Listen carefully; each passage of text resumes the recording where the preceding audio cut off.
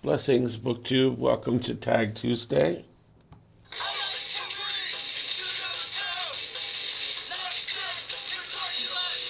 Okay, I did another mashup for the new year, vaguely nostalgia themed. The first one is from a tag called Reading Retrospective by Steve Donahue. Um, and the originator was no longer available. So the question here is which book you read this year has taught you something new? Um, One thing I haven't shared on this channel yet is that I read old guidebooks. They're easily had for free, usually, or for pittance, because nobody wants old guidebooks, but they're fascinating. You can learn so much about a country reading them and take a little trip, right? Especially when I was grounded during COVID. I did all my armchair traveling through the guidebooks. Must have read 20, 30 of them. Anyway, I've read 4 or 5 this year that I've picked up at various hostels and cafes and stuff on book exchanges. And yeah, I think the one I learned the most about wasn't a great guidebook. It was very old, but I just didn't know that much about Ethiopia. So I learned a lot about Ethiopia from that one. Um, so that was fun. Maybe I'll share one. Maybe one of these days I'll do a video about one of those if that would interest any of you. Okay, the next from that tag is which book you read this year came just at the right time when you needed it. I don't know if it was just at the right time when I needed it, and I'm stretching the year a bit here to a bit before when I arrived here in um, in Thailand. I stayed in this hostel that had a book shelf of swap books, and the one that I took was a fat, wonderful, fascinating read that took me, and that's why I'm including it because it took me months to finish. Called Shantaram, and it was a page turner. So don't let that give you the impression that it's a plod because it is page turner, but it is big. But it was just a very interesting book to be reading. If you don't know, it's about an Australian on the lam who is integrating into kind of on the run, but also integrating very much deeply into the Mumbai society and underbelly. And it was just fascinating to be reading that at the same time as I was integrating into Bangkok, especially the early chapters when, I'm still in the hostel and he's just arriving in India.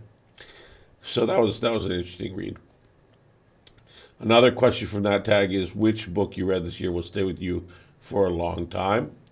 Well, I'm amazed that I still sometimes can get, when I read certain books about Africa, can still get this feeling of peace that I had living in the village in Peace Corps in Mali, my village called Kiro. And I can still capture that sometimes when I read books about Africa. But oddly enough, even though I read, a bunch this year, uh, Taib Salih's Season of Migration to the North, Bulawayo's excellent We Need New Names, and even the one set between Mali and Senegal with the train strike. The one that really gave me that feeling the most, I think, was McCall Smith's. Was one of the ladies' first number one detective agency series. Which, if you don't know, he's a white Botswanian. Um, and it also makes me happy that,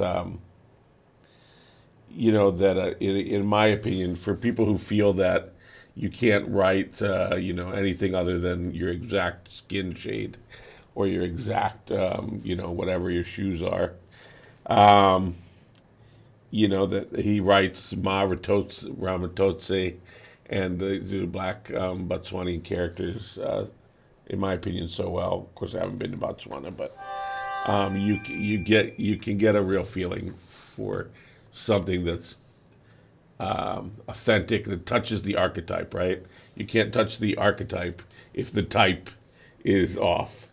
And so, in my opinion, McCall Smith captures that wonderfully. Just the calmness, the her husband who runs the garage, and their ne'er do well apprentices, and her very proud typist, secretary, assistant. They're just wonderful characters, so recognizable to my experience of Africa. And also, by the way, I can sometimes get this feeling also from any sort of village setting. So even though my favorite Thai work was the one that I reviewed recently, an excellent one that I read, almost a year ago now was called Korbjiti's Judgment.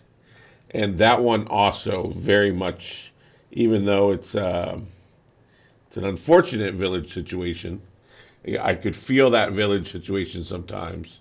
Certain parts of that book gave me that feeling as well. Um, I think it's because it's where all of history begins, where all of us originally were village dwellers. We came from these small groups, and so I think there's something so strong in our DNA with that. We were that for, all of time, and then this tiny little bit right now with computers. So we have that hardwired into us, and I feel it sometimes when I touch it, like a live wire. If that makes sense. Okay, so number 5. Yeah, the numbers mean nothing, but another one from there is which book I read expanded my reading horizons. New genre, author, theme, style, format. Well, I reviewed a middle grade, not the one I recently shared, which was a paid review I did ages ago, but one of an author friend of mine, Kira Stewart, called The Summer of Bad Ideas. And I have to admit, love juvenile fiction. I love reading, kids' books, YA, all of that.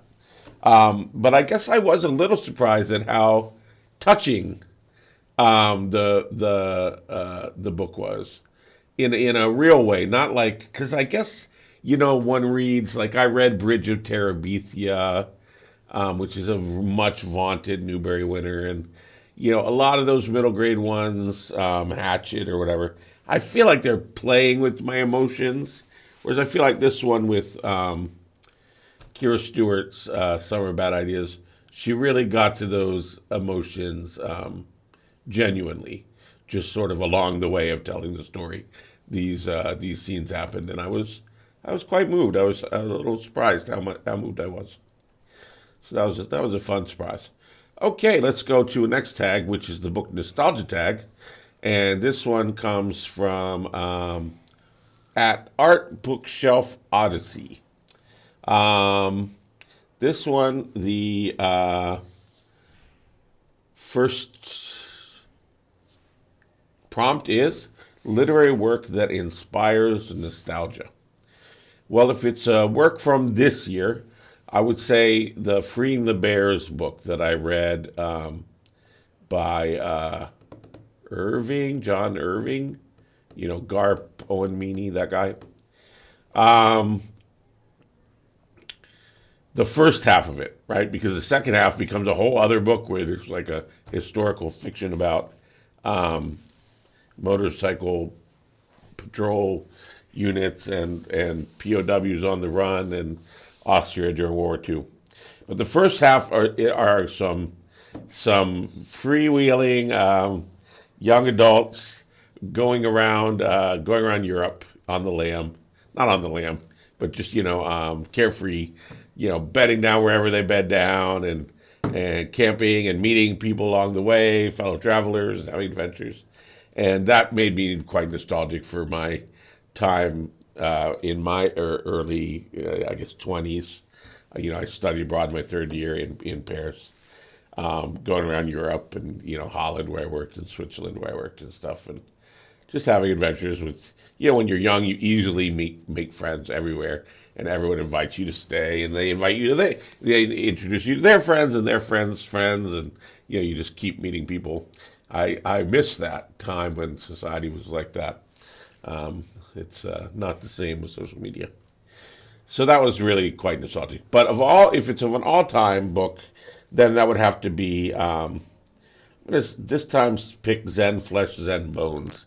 I've talked before about Zen Mind, Beginner's Mind, which I read in the beginning of my Peace Corps time in the village, and really, changed my world. But I was reading Zen Flesh, Zen Bones actually at a moment when I was just about to return to the States, and which was very emotional, and leaving the village. And I was also experiencing, I had a number of illnesses, and I had to come home to get all the tests. So there was some possibility of serious illness. So there was some sort of feelings of mortality there as well. And I was very much feeling a nostalgia for, I don't quite know how to explain it, but not past lives like I remember my past lives. Nothing new agey like that, but very much feeling that my strong sense for myself personally that my soul was bigger than this body, and transcends it, and all of that good stuff, religious stuff. So so that's obviously a huge big feeling. One does not easily forget. Okay, so another interesting prompt from this one is about a buddy read. So a buddy read text, it says. So I didn't do any buddy reads per se. I have never done one yet. I don't quite know how they work. I'd be very interested in doing one, but I read weird stuff, and I have trouble getting hold of books in Thailand sometimes, but maybe I can make it work at some point. But anyway, I did do 4 book groups this year. Now, the John Berryman poetry one, that was a big, robust group with a lot of people. And the Go Down Moses, the Faulkner one, also had quite a few participants. But there were 2 that were quite small and intimate. One was the Around the World Classics group. I think the Around the World group in general had quite a few more participants, but our classics groups became sometimes felt like just me and Roz and Gotcha. I know there were a couple other people in there, but there wasn't a huge amount of communication on the Vox or whatever. So that one felt quite intimate, felt a little bit like a buddy read at times. And as did my reading with Cams of Oblomov. I know he had some other participants as well, but I really only sort of interacted with him. So those were a lot of fun. I enjoyed doing those this year. One of the highlights of BookTube. Okay, next tag is called the DEJA VU tag, and this is by Bill Ruttenberg. The originator, or I cherry picked it from Bill Ruttenberg, and the originator is at Walker Wright 7. This one says, tell us a series or book so big or complex you need to reread to better understand. Well, more to the point, I need to read it. I have it on audio. I don't have it physical. It's a big chunker. I'm tempted to listen to it on audio, but I know I'd be in and out because it's huge and long, and I'd be listening to it at night, and I'd miss so much. And I'm not sure if that's the kind of book to read that way, or the kind of book I really want to be there underlining a million things. But it's Fraser's Golden Bough. It's sort of the massive conglomeration of folk tales, folklore, all that stuff that I love, fairy tales, both in terms of stories and narratives, and also in terms of, I think, ethnologies and stuff. Even though very dated, I know that and all that. Don't come at me, but still fascinating. And those aren't easy to come across unless you read monographs, which you need. You have a university, pretty much have a university connection to have access to those monographs. Then you're reading just like individual papers on individual the ethnologies of somebody went to that group somewhere in the world, and they can be super technical as well.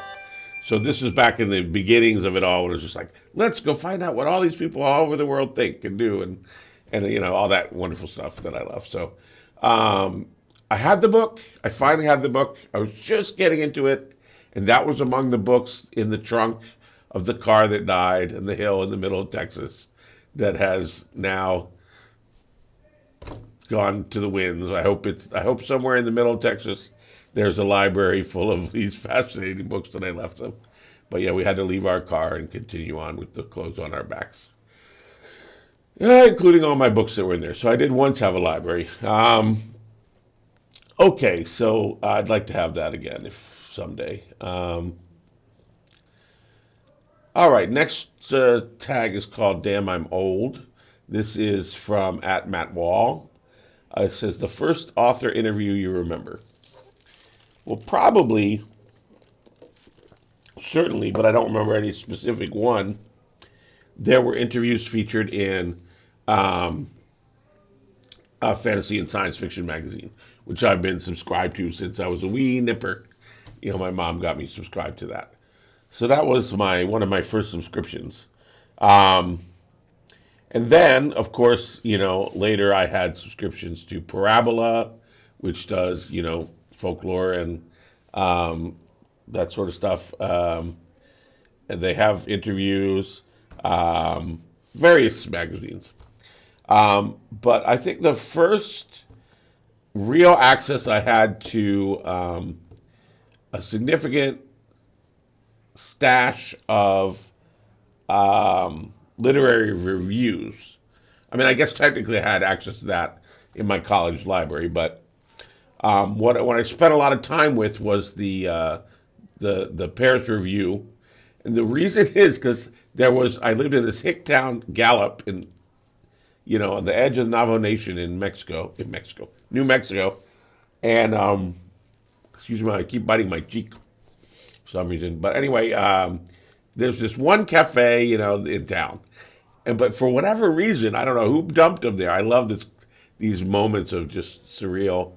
They had a huge stack of the Paris Review, which is a very highfalutin literary thing, and I'm sure not many people were very interested in that town, but I was. I read all through all of them, so I read probably 3 years worth of the Paris Review from ages back, and probably the '80s. I don't remember, and so I read all those author interviews, and that's when I really first started to get a sense of all these different authors and their lives and all that in more of a human and a business way.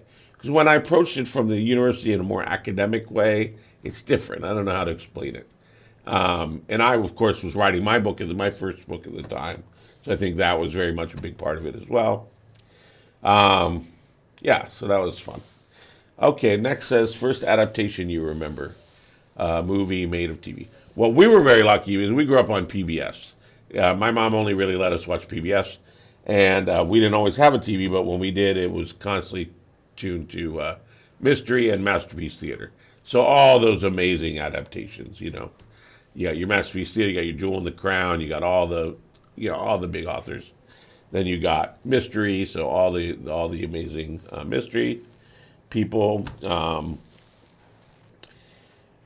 And I remember contrasting it with what they had on American TV. So we would sometimes catch American TV, and they would very occasionally have an adaptation. Usually be a mini series, like 2, 3 episodes or something. For I don't know how many at the most. So they did Roots was a big one. Everyone was watching Roots for a minute there. Shogun, Clavel's Shogun for a minute was a thing. The Thornbirds, I remember. Um, my mom was like that. Think it might be a romance novel. Anyway, what was his name? The actor in it. One that I liked was V, this sci-fi one. That was really cool. But I just remember thinking that the American ones were very haphazard and sort of poorly done. I mean, compared to the British, the Masterpiece Theaters and stuff. So that was interesting to me growing up as a half British, half American lad. First convention you went to that was book related. Well, I went to book fairs, of course, starting in sixth grade, the book fair at my elementary. So exciting. Um, but yeah, I generally in the states I lived in. So I went to the South Carolina one, when I was living in Columbia, the capital of South Carolina. But every once in a while I'd catch one. I remember we caught the Texas Book Fair in San Antonio. We were just driving through. We got lucky, and that was fun to do. But yeah, what I remember more, what I like more is the stuff that we had at the universities. So one, we would have readings. So we'd always have, I'd always go to these readings for authors, sharing their book. And it was just so exciting. I dreamed of doing that one day. And but I remember it was eye opening too. Like I remember we went to one. This guy had won the Hemingway Prize for best new fiction for the year, and what he got with that was an agent, and the agent made him table his novel that he had worked on for 12 years, which is what he was talking about when I met him, and he was so excited. She made him totally table that. She said, "We're not going to bring your novel out. No one cares." She said, you need to write a nonfiction book first. She had to write a whole other book first, which, by the way, he sold that book without having written it and couldn't get the one that he had already written published, even though it won the Hemingway Prize. Just what a business. And so he did this nonfiction, like interviewing American Zen masters and stuff. But by the way, his novel is excellent. I wish I could remember the title, but so those were fascinating. And then the conferences, right? So I remember going to a conference in Binghamton University, and Dr. Coetzee, his big thing was francophonie, right? And he really liked Quebecois literature. And we were in New York, upper New York, so quite near there. We would go there for Carnival all the time. And basically, this Canadian author came down who had written like a retelling of the Tristan and Isolde story that I recently mentioned. And Coetzee made some introductory remarks, and I guess he had written kind of a book or a paper or a review of it, very laudatory. But he had like some interpretations of this and how it was a retelling of Tristan and Isolde. And this author just like ripped into shred. He was one of these authors with a clearly a chip on his shoulder, hated academics. He just denied it. It was so obviously a Tristan and Isolde story, but he denied it. And yeah, so sometimes those conferences are weird, but they're always fun. I mean, I guess that made it exciting. All right, moving on here. We're in the home stretch. We're on our last tag, which is We Ain't Getting Any Younger tag, which is from, I got it from I got it from Remembered Reads. Excuse me, it originated with Codex Cantina. And these questions are: don't let old age get you down, because it's harder to get you back up these days. Name a book you had to put down and why. I couldn't think of any, really. But I can tell you a bunch that I never picked up, and I still don't pick up, and I should pick up, and I just can't. And if for some reason, these classics, right? These great classics that have been recommended to me by therapists and doctors and literaries for years, that are like the sort of illness memoirs for mood, mood disorders like I have. So big titles: Noonday Demon, Darkness Made Visible. There are these very famous works.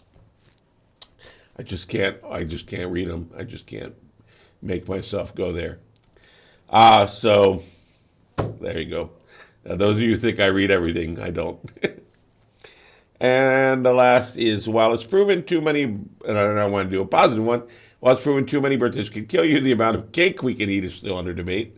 Name the most recent book that gave you a sugar/book high.